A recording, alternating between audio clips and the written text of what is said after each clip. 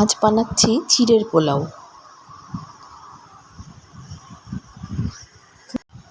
চিড়ের পোলাও তো আমরা সবাই বানাতেই জানি, তবু আমি আমার স্টাইলে একটু দেখাচ্ছি, যেটাতে অনেক ভুল ত্রুটি থাকবে। যেমন আজকে বাদাম শেষ হয়ে গেছে বলে একটু চিড়ের পোলাওয়ে বাদাম না দিলে ভালো লাগে না, কিন্তু আজ বাদাম ছিল না বলে বাদাম ছাড়াই করলাম। একটু পেঁয়াজ, একটু গাজর, একটু আলু কুচিয়ে নিয়েছি, তো এই সব, আর সঙ্গে একটু ক্যাপসিকাম।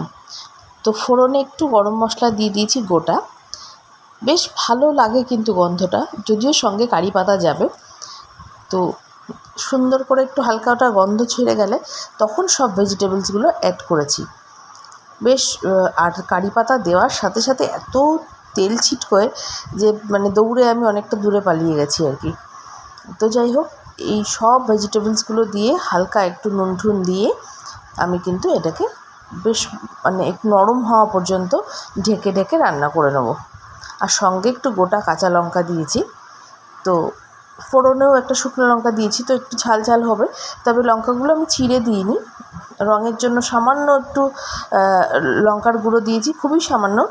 আর অল্প হলুদ দিয়েছি, একটু জিরে গুঁড়ো দিয়েছি।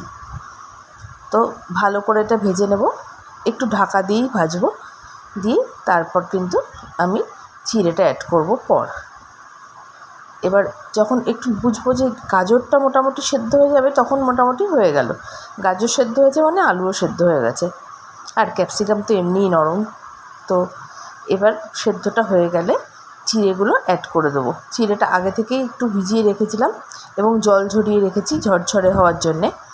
তো সুন্দর ঝরঝরেও হয়েছিল, কিন্তু একটু বাদামটা থাকলে ভালো হতো। কিশমিশটা আমি দিয়েছি, কিন্তু সেটা ভিডিও অফ করার পর আর কি। তো এই হলো চিড়ের পোলাও, সবচেয়ে সহজ পদ্ধতিতে। আমি একটু মিষ্টিটা বেশি দিয়েতে আমার ভালো লাগে, একটু মিষ্টি মিষ্টি হলে। তো ওই জন্যেই একটা লঙ্কা আবার ফেটেও গেছে দেখাচ্ছে। যাক, খেতে কিন্তু খারাপ হয়নি, দেখতে যেমন